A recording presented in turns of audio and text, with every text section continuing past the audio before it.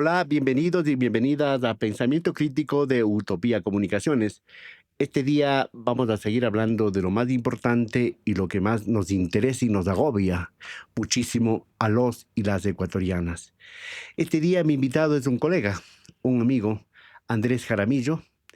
Él es consultor político, es ahora mismo autor de un libro importante que vamos a hablar esta mañana a propósito de la influencia de las redes sociales, de la desinformación en el proceso electoral último. Hablaremos más luego de aquello, pero quiero saludarte, Andrés, y agradecerte por venir acá a Utopía Comunicaciones, a su programa Pensamiento Crítico. Como tú sabrás, es para crear ideas, conceptos, para construir un criterio propio y no estar dependiendo de los que nos dicen o estar repitiendo como loros lo que otros piensan. Esta es la intención de este programa. Andrés, bienvenido. No, al contrario, muchísimas gracias por topar el tema primero y también por tener este espacio que nos ayuda a reflexionar y sobre todo a profundizar sobre las cosas que están pasando a nuestro alrededor. Quiero comenzar, tras saludarte nuevamente, Andrés. El gobierno nacional presentó el lunes, ¿sí?, a su vocera, una consultora política, una mujer bastante conocida que ha trabajado en varias instancias, Carolina Jaramillo Garcés, así se llama. Eh, ¿Es necesario un vocero? Con la experiencia que tenemos voceros, por ejemplo, el señor Roberto Isurieta fue una especie de vocero y creo que metió las de andar en Y, en muchos y en casos. su momento, Carlos Gijón. Carlos Gijón, el gobierno de Lazo, pero salió despedido. ¿Sí? ¿Qué piensas de los voceros tú? Porque me da la idea que se copia el modelo de Milei con Ujú, Adorni ujú. en Argentina y con la vocera de Donald Trump. En la Casa Blanca es muy común, pues, esto de tener voceros. Pero si vos ves la gráfica, es parecida a la Casa Blanca, lo que han hecho en el Palacio de Carondelet. ¿Qué piensas de todo eso, Andrés? Mira, los voceros siempre van a ser importantes porque se necesita fortalecer la comunicación del gobierno y que de alguna manera haya un interlocutor del gobierno para poderle contarle a la ciudadanía las cosas que se están haciendo y que también puedan responder las preguntas que tiene la ciudadanía. No es muy común, como bien dices tú, la figura de vocero en el país, pero poco a poco veo que se está apropiando esta figura los diferentes gobiernos y esperemos que por la salud del país la nueva vocera pueda cumplir un papel equilibrado, un papel de consenso, de tender puentes, luego de unas elecciones en las que ciertamente hubo mucha polarización. ¿Y tú crees que comenzó con pie derecho, como se dice, Carolina Jaramillo ayer? Es interesante porque se hicieron anuncios, es decir, la noticia no fue ella, fue lo que dijo y yo creo que eso es importante, en el sentido de que efectivamente el vocero es para eso, precisamente para hablar de esos grandes temas. Ahora, hay que recordar que sin gestión no puede haber una vocería. Entonces hay una responsabilidad muy importante del gobierno de atender los problemas que ahora mismo preocupan a los ecuatorianos, ¿no? Principalmente empleo y seguridad. Porque de caso contrario, como tú dices, si no hay gestión, es decir, no hay trabajo, no hay obras, no hay acción como tal, por más erudita que sea una funcionaria o un funcionario, no va a poder decir a más, a no ser que se invente, que mienta y genere humo, como suele Yo hacerse. creo que eso le pasó a Carlos Gijón en el gobierno del expresidente Guillermo Lazo, que llegó un determinado momento en que no tenían que anunciar. Entonces ahí terminaron cumpliendo un rol totalmente equívoco, el de la vocería, y más bien luego se convirtió en una papa caliente, ¿no? Bueno, en todo caso, ha habido cuestionamientos de la señora Carolina Jaramillo por su pasado. A mí no me preocupa que haya sido funcionaria de un otro gobierno, de Correa, de Moreno y ahora de Noboa.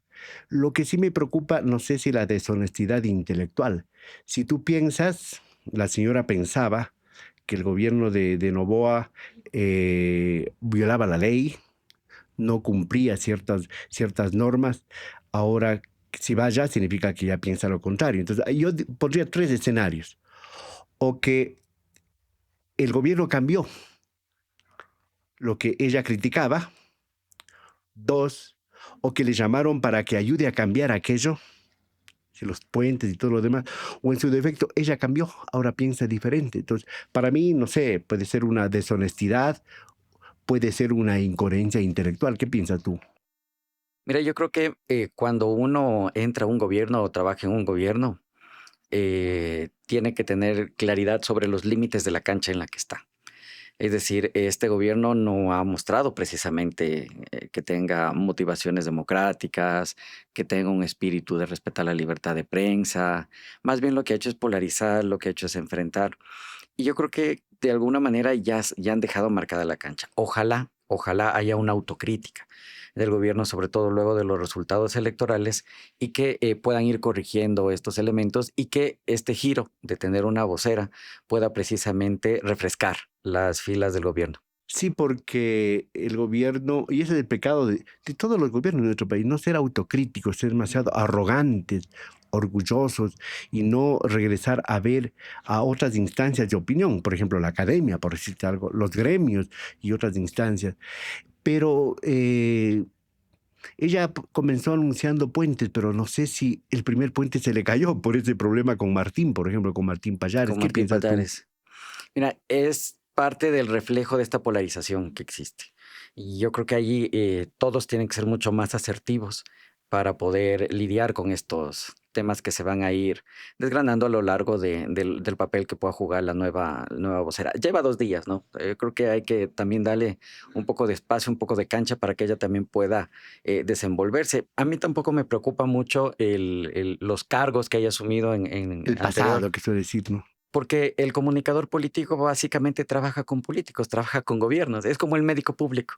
No le Atiende a podemos todo el decir mundo. exactamente, trabaja al menos si es que se dedican a la salud pública, evidentemente van a haber trabajado en todos los gobiernos.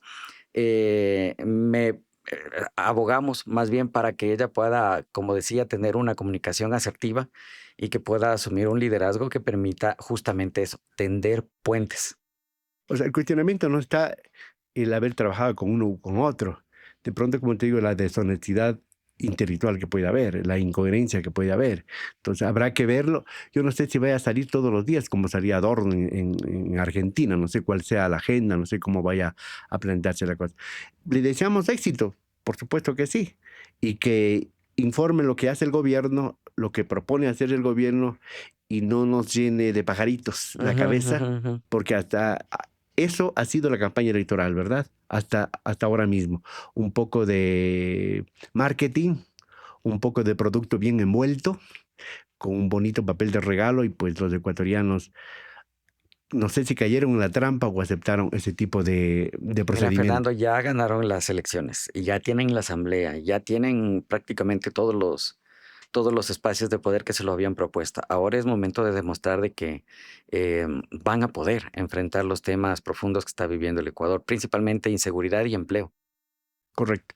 Ahora sí abordemos el tema que nos convoca esta mañana, ¿sí? Se terminó, como tú dices, las elecciones, 2 vueltas. El señor Noboa fue ungido con el 56% en la segunda vuelta y consecuentemente es el presidente de la República. Hay por ahí impugnaciones, hay por allá un sinnúmero de cosas, pero él este rato es presidente. Ya dio su mensaje de 21 minutos en la Asamblea Nacional, aunque no puso la mano sobre la Constitución y todos esos elementos de formalidad, bueno, no sé, sean simbólicos. Eh, ¿Qué piensas vos del presidente, del discurso, por ejemplo, ya como periodista, Ujú. como consultor? ¿Qué te pareció ese discurso? Nosotros sabemos que no escriben los discursos los presidentes, escriben los asesores, ¿verdad? Sí, pero además yo creo que hubo una evolución. Si nosotros comparamos de la anterior posesión de aquel 24 de mayo y evidentemente vemos que hay un crecimiento del presidente de la República, al menos en las formas, porque en los fondos todavía nos quedó debiendo muchos comos sobre ¿Cómo y con qué, no? y con qué, sobre todo, porque ciertamente el país no está atravesando por la mejor situación financiera y se viene una responsabilidad importante, sobre todo para alentar a los jóvenes. Fíjate lo que está pasando ahora. Se gradúan los jóvenes, pero no tienen dónde trabajar. ¿Y qué es lo que está empujando a eso a muchos de ellos, incluso a que piensen en salir del país, dejar su patria, para tratar de abrirse oportunidades en otros rincones? Algunos que tienen acceso a la universidad, ¿no? Porque una gran mayoría no tiene acceso a la universidad y ellos no tienen trabajo ni estudian, entonces pueden ser cooptados Se por vuelven las presas fáciles organizaciones, del ¿no? crimen organizado, efectivamente. Que en algunos sectores las bandas organizadas incluso ya han construido verdaderos paraestados. Es decir, tienen su propia seguridad, tienen su propia economía, tienen su propia forma de organización. Y eso ha sido porque el Estado no ha logrado garantizar los derechos sociales básicos de la gente y ha permitido que los criminales se tomen esos territorios. Claro, o sea, eso del combate a la criminalidad, a la violencia, si no se regresa a ver a lo social, la inversión social, la solución de los problemas sociales, muy difícil se podrá solucionar porque el caldo de cultivo está ahí, pues Andrés, ahí está el Totalmente. caldo de cultivo. Totalmente. Y ya no estamos hablando de un grupo minoritario, estamos hablando de miles de jóvenes que están siendo cooptados pero que el Estado tampoco no les está dando una oportunidad, una alternativa para que puedan ellos generar ingresos al margen de estas redes de criminales. Andrés, en este contexto, en este ambiente, ¿cómo has visto tú el ejercicio de nuestra profesión? Del periodismo, de la comunicación, ¿cómo has visto? Mira, en este libro, que lo vamos a publicar mañana a las 6 de la tarde en el auditorio de la Unión Nacional de Periodistas, dedicamos un capítulo a la inteligencia artificial. ¿Por qué te abordo este tema? Porque resulta que la inteligencia artificial se convirtió en un influencer de la conversación electoral en la última campaña. De hecho, generó más alcance, más conversación que incluso medios internacionales como CNN. Y fue porque la gente empezó a preguntarle a Grok, a esta inteligencia artificial de la red social X, sobre sus candidatos, quién era el mejor, cuál tiene la mejor propuesta, y empezó a responder la inteligencia artificial. Y topaba y traía a colación este tema porque le creía más a la inteligencia artificial que a los periodistas o a las personas que estaban ¿Por haciendo qué opinión hemos caído en pública. desgracia, Andrés? Porque ha habido una suerte de militancia de comunicadores y de periodistas que terminó polarizando aún más al Han sido país. captados también, pues, entonces. Han sido también cooptados por las diferentes fuerzas políticas que en determinado momento han ido haciendo mella en el país, a tal punto que, claro, se ha puesto en tela de duda la credibilidad, la reputación, y como bien tú sabes, la reputación y la credibilidad es el principal patrimonio que puede tener un periodista. El periodista y los medios, ¿no? Por supuesto, y también hay que tomar en consideración que hoy hay una ebullición de plataformas digitales que no necesariamente son medios de comunicación, pero se venden como que Y lo fueran. tampoco son periodistas. Y tampoco son periodistas, pero se venden como que lo fueran.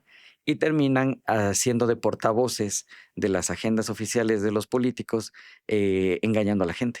Ya, entonces vamos a hablar ahora sí de engañósfera electoral, un acercamiento a la influencia de la desinformación en las elecciones generales del 2025. Autores, mi compañero, mi amigo que está aquí, Andrés Jaramillo, Carolina Basantes y Alfredo Velasco. Esos son los autores. Este libro Exactamente. que está, Que lo que bueno, hicimos, Fernando, fue hacer un monitoreo de todas las cosas que estaban circulando en los canales digitales, un análisis y, por supuesto, encontramos varias conclusiones. Una de esas conclusiones, se analizando 247 piezas producidas, de esos productos. productos. De esos 247, el 74% eran mentiras, fueron contenidos falsos.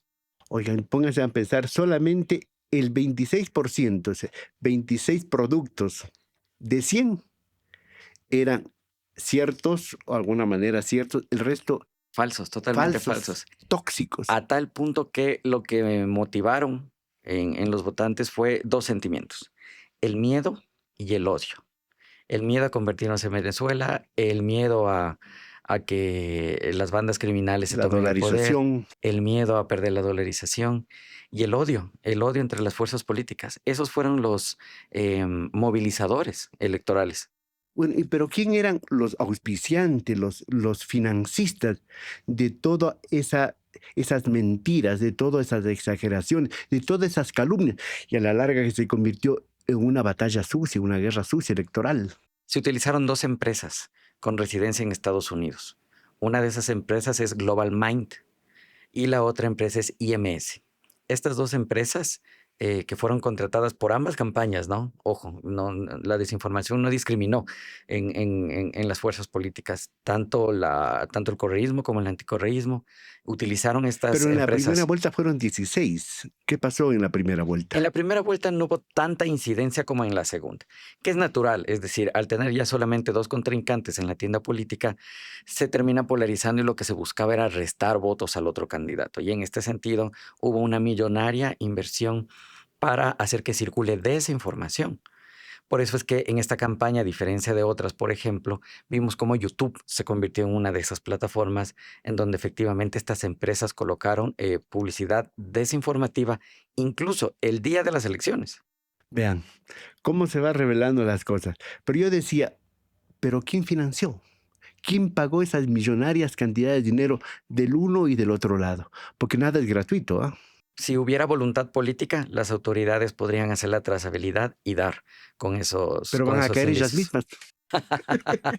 Bueno, nosotros le vamos, y Se van a poner cascabel al gato. de hecho, hemos invitado a las autoridades del Consejo Nacional Electoral para que asistan mañana, puedan constatar las evidencias que nosotros tenemos reflejadas en el libro y que puedan posteriormente, pues, hacer el seguimiento y la investigación respectiva para poder sancionar a quienes ocuparon gasto para desinformar. ¿Cuántos, ¿Cuánto crees que se gastó? Los políticos dicen se invirtió, porque es una inversión, al fin y al cabo, después sacan de todos nosotros. ¿Cuánto hablando en moneda crees que se utilizó? En millones de dólares. Superamos fácilmente los millones de dólares. Millones de dólares. Y tú mencionabas al CNE y al Tribunal Contencioso Electoral, pero esos también parece que estaban cooptados, porque a la señora a Tamaín se le veía muy feliz con todo lo que está pasando en este país. Y cuando se le preguntaba, ella daba respuestas evasivas, genéricas, y nunca concretó nada. Aparte de que son funcionarios que están autoprorrogados, Ujú, ¿verdad? ujú, ujú. Sí, y la verdad es que no hubo voluntad política. No hubo voluntad política. Y algo que nos llamó a nosotros profundamente la atención es que incluso la desinformación vino de fuentes oficiales. Es decir, los candidatos desinformaron y se dieron el lujo de desinformar porque había la sensación de que podían desinformar y no pasaba nada, de que no hay autoridades que puedan poner la llaga. Y frente a eso, lo que se provocó es que la desinformación campee durante toda la campaña electoral. Ahí las víctimas, los consumidores, pues. O sea, la gente que lee, la gente que ve, y al fin se le cambia un poco el chip de la realidad y se le impone humo y se le pone burbujas. ¿Cómo incidió el momento de las elecciones del 13 de abril, que tú dices que el propio 13 de abril hubo el manejo de la desinformación? ¿Cómo influyó en la gente para que den esos resultados electorales? De hecho, nosotros identificamos antes de las elecciones 4 narrativas que se hicieron comunes frente a la desinformación. La primera era Venezuela. O sea, este constante sombra de que nos podemos parecer a Venezuela con los gestores de paz, con las fotografías del presidente Maduro, etcétera. Luego, narcotráfico, la vinculación de las estructuras políticas a determinadas bandas criminales. Luego, fraude electoral, que acuérdense que en la primera vuelta quien habló de fraude electoral fue el presidente Daniel Noboa. Y en la segunda vuelta quien habló de fraude electoral fueron la corriente del correísmo. Entonces, estas tres sumadas a las de los bonos fueron las narrativas que más se impusieron antes de la campaña. Cuando ya se ven los resultados electorales, el CIES hizo una encuesta para preguntarle a la gente qué fue lo que más recordaba de las elecciones y coinciden precisamente con estas narrativas digitales. Pero a eso habrá que sumar la falta de cultura política nuestra, la falta de conciencia de nosotros, ¿verdad? O sea, nosotros somos muy aptos para recibir lo que nos venga, es decir, no tenemos conocimiento, no tenemos memoria histórica, por ejemplo, no sabemos de lo que es este país y nos comemos cualquier rueda de molino. Y eso es muy importante porque nuevamente hay que despertar el pensamiento crítico. Y eso es fundamental y espacios como el tuyo justamente nos ayudan a poder trasladar estas competencias digitales que hoy más que nunca son fundamentales para que la ciudadanía las pueda tener, porque lamentablemente la desinformación no va a parar. Más bien, nosotros vemos que puede incrementarse porque los políticos se dieron cuenta de que es altamente rentable. Y frente a eso hay que educar digitalmente a la gente para que pueda gestionar y pueda lidiar con la desinformación. Porque esto de la desinformación está auspiciado, financiado, digo yo, por el poder disfrazado de cualquier forma, de todos los colores, ¿verdad? Y si ellos están así, si hay sujetos políticos, ¿sí? Incluso periodísticos, ¿cómo podría cambiar aquello si ellos son los interesados, ellos son los beneficiarios? Entonces ellos no van a interesar retirar ese producto de percha porque eso les da réditos. Por eso es fundamental darle poder a la gente, que sea la gente quien aprenda, elija mejor sus fuentes de información y que tenga los recursos y las habilidades para poder lidiar con la desinformación. Entonces ahí vendría el papel de los gremios De la academia. profesionales, de la academia, de la llamada sociedad civil, Ujú. de todo eso. ¿Cómo se está coordinando? Tú me dirás si se está coordinando para generar este tipo de alertas. Yo diría una especie de alertas para que la gente no caiga facilito, redondito en este tipo de trampas y y confíe no en el discurso del candidato o de la candidata, sino en lo que la inteligencia artificial, lo que la tecnología lo hace y no lo que hace el cerebro verdadero y las propuestas de los candidatos realmente. Ujú. Dudar es siempre el mejor antídoto frente a la desinformación y no compartir la desinformación que nos llega a nuestros teléfonos, a nuestros dispositivos. En ese momento, el momento en que nosotros no compartimos el contenido, que no tengamos la certeza de que es verificado, ahí nosotros ya estamos ayudando a romper estos círculos de desinformación. Porque entonces nosotros tendríamos de nuestras manos, pero para que esas manos funcionen tenemos que tener un cerebro, un corazón, una conciencia que diga esto no. Y y si es posible, verificar, contrastar, porque es una de las partes de la comunicación, contrastar, utilizar la misma tecnología para contrarrestar Exactamente, a ese mal uso de la tecnología, Andrés. exactamente. La tecnología es solo eso, es solo un instrumento. Depende de nosotros el uso que le demos a esa tecnología. Y por supuesto, nosotros abogamos a que sea un uso responsable. Volvemos a tu libro, al libro de los tres amigos. Ustedes llegan a la conclusión que incidió, influyó y tuvo un peso significativo este manejo de la desinformación en los resultados electorales. Absolutamente. Vimos que solamente en el caso de los políticos se hicieron 67 verificaciones de declaraciones que ellos hicieron. Más de la mitad, el 53%, fueron falsas o parcialmente falsas de todas las cosas que nos dijeron los políticos durante la campaña electoral. ¿Quién les recomienda o es de propio cuño de los candidatos, de los políticos, que mientan con tal de llegar a su instancia, a su objetivo que es del poder? Mira, ya no se trata de acciones aisladas como veíamos antes. Ya realmente son verdaderas campañas y podemos decir que ya hay una industria de la desinformación que se está rentabilizando y que está operando con personas que hacen segmentación, que hacen mensajes. Es decir, es toda una planificación y toda una estrategia de desinformación la que vimos en estas elecciones. Entonces, con una millonaria inversión y que logró calar en los diferentes estratos y niveles de los ciudadanos. Estamos conversando aquí en Pensamiento Crítico de Utopía Comunicaciones con el colega y amigo Andrés Jaramillo, coautor, ¿no? Coautor del libro Engañósfera Electoral, que va a ser presentado en el auditorio de la Unión Nacional de Periodistas este día miércoles a las 6 de la tarde. Bueno, pero se puede encontrar filtros, maneras de controlar, y ahí viene la disputa, el asunto de la libertad de expresión. ¿Cómo cotejar las dos cosas del control, la salud informativa y el no consumo de tóxicos sin atentar a la libertad de expresión, Andrés? Porque las sanciones no se tienen que aplicar a la gente. A la gente hay que garantizarle sus derechos como usuarios digitales. Aquí hay que aplicar las sanciones a las plataformas para que ellos sean corresponsables de los espacios en donde está circulando la desinformación. Pero esas plataformas son tan poderosas porque solamente recordemos al señor Elon Musk. En Europa ya hay una ley de inteligencia artificial que establece sanciones para las redes sociales. Y ellos han tenido que verse en la obligación de ajustar sus mecanismos de algoritmos para que efectivamente deje de circular desinformación. Entonces, sí se puede. O sea, podríamos pedir a las Naciones Unidas, por ejemplo, ¿verdad? A la UNESCO, un montón de instancias internacionales, supranacionales, para que comiencen a actuar, porque de caso contrario, el deber y dejar pasar es un acto de complicidad y van a ser responsables de lo que ahora mismo ya está pasando. No sé si ya estamos a tiempo de ir frenando, de poner un pare a esto.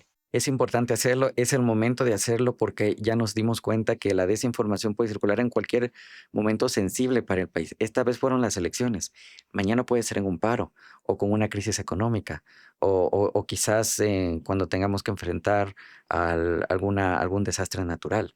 Entonces es importantísimo que como sociedad tomemos en serio esta alerta que estamos identificando de desinformación para estar listos. Porque yo digo, haciendo un parangón, como el arsa, dice, este producto tiene no es apto para el consumo humano, hay que bajarle de la percha, ¿verdad? Hay que sacarle del mercado.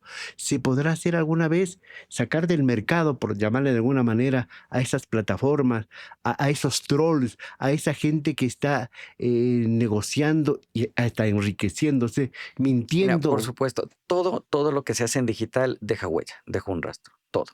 Entonces, lo que falta es voluntad política de las autoridades para poder seguir la trazabilidad. Bueno, ¿y cuál es el destino de nosotros, los comunicadores, de los periodistas?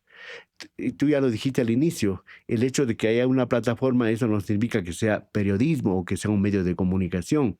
No todos los entrevistadores, incluso los famosos, son necesariamente periodistas, Andrés. De hecho, una de las autoras, Carolina Basante, es directora de un proyecto periodístico que se llama Lupa Media, que se dedican precisamente a eso, a hacer verificaciones. Y yo creo que estos nuevos campos en los que desde la comunicación y los comunicadores podemos involucrarnos, creo que pueden ser fundamentales para aportar en esta cruzada en contra de la desinformación. Porque la idea no es que seamos apolíticos los periodistas. No, no, esa no es la idea. Porque nosotros debemos ser más políticos que nadie. Porque estamos enrolados en ese campo para entender la realidad, Ujú. para tener una memoria histórica y transmitir con conocimiento de causa, con antecedentes, con contextos a la audiencia. El asunto no es ser militantes y tampoco venderse al mejor postor, que ahora mismo está pasando, no desde este gobierno, sino de hace rato, Ya Andrés. asumir una imagen de imparcial cuando claramente se nota que no lo es. Entonces yo creo que hay que recuperar esos fundamentos y esos pilares del periodismo de credibilidad, de reputación, de equilibrio, de contrastación, básicos fundamentales para poder recuperar esa fe pública. ¿La academia está haciendo algo de eso? ¿Los gremios están haciendo algo de eso, Andrés? La academia constantemente ha estado pensando y ha estado desde sus espacios, evidentemente, haciendo laboratorios para poder avanzar con varios frentes. De hecho, en estas elecciones hay un observatorio internacional de universidades que aportó con todo su contingente para enfrentar la desinformación. Parte de los resultados que ellos sacaron consta también en el libro que presentaremos este miércoles. Así es que más bien invitadísimos todos para que puedan ir, para que puedan consultar y por supuesto que lo puedan leer. Sí, es gratuito, ¿no? Es gratuito. Desde un principio nosotros nos hemos marcado que sea de amplia difusión y divulgación, así es que para enfrentar la desinformación necesitamos de aliados como ustedes que nos permitan hacer llegar ese libro. Lo vamos a pasar el día de mañana ya para que también lo puedan descargar de las redes sociales de Pensamiento Crítico. Así es que siempre agradecidos con ustedes por este trabajo que hacen. ¿Qué tiempo les llevó trabajar este libro, construir Bueno, este fue un libro? libro que se hizo en caliente, es decir, durante la elección. Entonces se fueron analizando, monitoreando y escribiendo durante la elección. A 6 manos. A 6 manos, exactamente, exactamente. Volviendo y vamos terminando, Andrés, vamos terminando. Sé que tienes otras ocupaciones, ¿ah? Eres un hombre ocupado, por supuesto. Eres docente también. ¿Cuál es el perfil del periodista que sale de la academia ahora mismo en el Ecuador? Hay una tendencia mucho a tratar de trabajar perfiles muy vinculados a la producción, es decir, con nuevos formatos y nuevas narrativas. A propósito del desarrollo que han tenido, pues, todos los canales digitales. Sin embargo, hay principios fundamentales que no han cambiado y que es importante mantenerlos y recuperarlos, que es la contrastación, la verificación, la profundización y la contextualización. Eso no ha cambiado. Y eso todavía hace una diferencia y está marcando un espacio importante con estos otros medios inauténticos o con estos otros espacios en donde se toman un micrófono y terminan haciendo política directamente, disfrazados de periodismo. ¿Cómo está el compromiso con la verdad? Compromiso con la ética. Alguna vez y en la ley de comunicación, la ley del periodista que se llamaba la de Rodríguez Lara de 1975, se decía, debe ser leal y consecuente con su pueblo. ¿Cómo está eso? Miren, bueno, hay varias reformas que se han hecho, ¿no es cierto?, Ujú. al tema de la comunicación y hay una obligatoriedad de todos los medios de tener un código de ética en donde precisamente se abordan estos principios. Que tienen que ver, como bien tú decías, con honestidad intelectual, con la transparencia con las audiencias, para que sepan claramente a qué responde cada periodista y cada medio de comunicación. Pero yo creo que eso va siendo parte del ejercicio del periodístico, ¿no? Es decir, las personas de alguna manera ya conocen a los periodistas, saben en quién confiar, en quién no confiar, saben quiénes son los que se venden al poder de turno y quiénes no. Y en este sentido yo creo que la gente tiene bastante clara la película. Para terminar, ahora sí, Andrés, ¿qué le dirías vos al gobierno, al señor Noboa, a sus autoridades que se han beneficiado, pues, por estar en el poder de este acápite de la desinformación? Que puede ser muy riesgoso jugar con fuego y que este fuego le puede pasar una factura muy grande al país. Y el ejercicio del gobierno demanda de una responsabilidad muy alta que tienen que asumir ahora que han ganado las elecciones. Con gestión, con transparencia, diciéndole las cosas a la gente. Yo creo que esa es la manera correcta de actuar. El relato, la retórica debe estar transversalmente con ética, con honestidad, con transparencia. Y lo mismo, ¿qué le dices vos a los sujetos políticos? ¿Qué le dices a la Asamblea, a los otros poderes del Estado? Que ellos son actores de lo que está pasando en el país, del bien y del mal. Que hay que hacer una profunda reflexión sobre el rol que ellos están teniendo al frente de los diferentes poderes del Estado y que esa responsabilidad que les entregamos los ecuatorianos no puede ser defraudada. Les invitamos a que lean el libro. Yo creo que van a encontrar ahí varios aportes y varios datos que van a poder contribuir con esta concienciación sobre la importancia y la gravedad que tiene la desinformación en nuestras sociedades. No te pido un consejo, sino una reflexión a nuestra profesión, a nuestro oficio, a nuestra carrera, el periodismo, la comunicación, Andrés. Ujú. ¿Cuál sería esa reflexión? Miren, hay que volver a los principios fundamentales del periodismo. Verificación, contrastación, profundización, más en estos momentos de desinformación en donde nos volvemos indispensables para la sociedad, porque somos precisamente quienes nos convertimos en esta suerte de curadores de contenido para garantizarle a la gente que efectivamente pueda acceder a contenidos que no sean nocivos. Y de esa manera volver a ser la profesión más linda del mundo, como lo decía Gabriel García Márquez, Andrés. Así es, el oficio más bonito del mundo, decía García Márquez. Exactamente. Gracias y gracias. Saludo y celebro la presencia aquí de Andrés Jaramillo, coautor de este libro de la Engañósfera electoral. el engaño electoral, ¿verdad? Y consecuentemente su influencia en los resultados de las elecciones pasadas. Gracias por haber venido y si quieres hacer la última invitación y decirle cómo la gente tiene que ingresar a ese libro para poder leerlo y Sí, por favor. reflexionar. Se va a hacer ya público el día de mañana, miércoles 4 de junio, a las 6 de la tarde, en el auditorio de la Unión Nacional de Periodistas. Las personas que vayan al evento lo podrán descargar en ese momento en sus dispositivos móviles y en adelante nosotros también compartiremos con Pensamiento Crítico para que lo puedan compartir también en sus plataformas. Libros físicos ya no va a haber. Ya no va a haber.